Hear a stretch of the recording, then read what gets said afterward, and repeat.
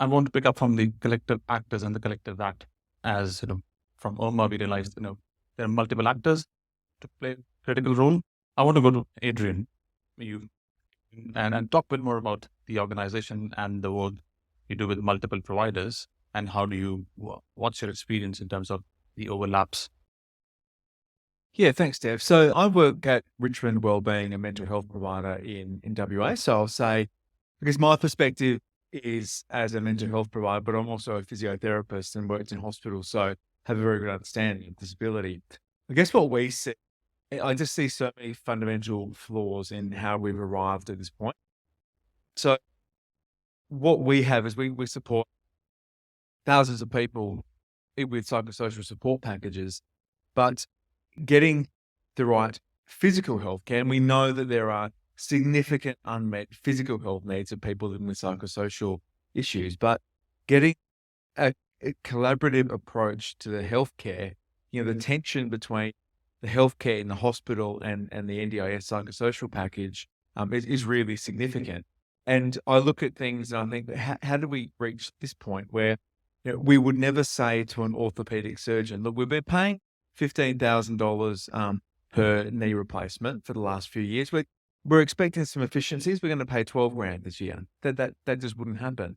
We also know, when someone has a knee replacement, we know this is what happens in their recovery after surgery. And we're not saying in hospitals, oh, well, normally the hospital gives you 8 outpatient sessions for free. We're going to cut that back to 5. We want to see some improvements, some efficiencies every year. We don't do that in healthcare, nor should we. But why do we do it in psychosocial? Why are we getting told by the NDIS year on year, look, someone had a $400,000 package for 24/7 care the last 2 years, and we're looking to save a bit of money and cut that down to 16 hours a day, and it doesn't work that way. But there's so much focus on cost containment, and there are rules and standards and expectations that we hold with healthcare that are great because they are about the best care. But what we have in the NDIS is people say, well, oh, you got to remember it's an insurance scheme. So we're trying to contain the costs, and we need to look at it through a healthcare lens. The other thing that I see that's such a significant struggle. So lots of the people we support may be in their 40s or 50s. They've lived with significant, severe mental distress for the majority of their life. And unfortunately, for many years, they've had lots of unmet physical health needs.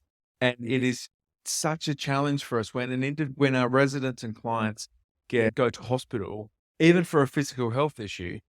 The attitude of the hospital largely is, oh, they've got an NDIS package.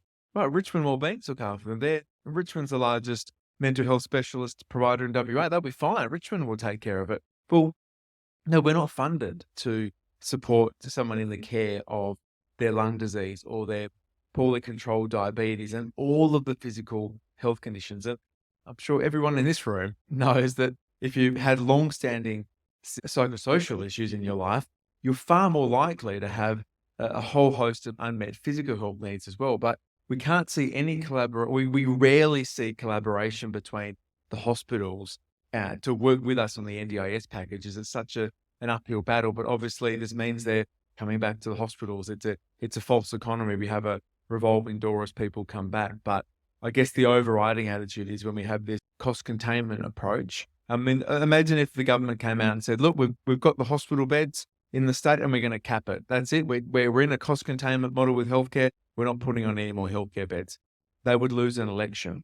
But for some reason in the NDIS, and I know it's because many people in society they're not focused. They're not interested in people who are on the NDIS packages. But I guess that's a long way of saying, Dev, that we've got some issues in how we partner with healthcare, but there are some things that are fundamentally broken as part of the NDIS that actually result in this. So it's not easy for us to say, oh, well, how do we get healthcare collaborating with NDIS packages? It's actually, well, the whole way that we talk about it, the whole way that this was constructed leads us to this point. So it's going to take some pretty transformative change from our governments to have that flow-on effect. And just to use the professor's language, is collective act and collective responsibility of the section of the segment.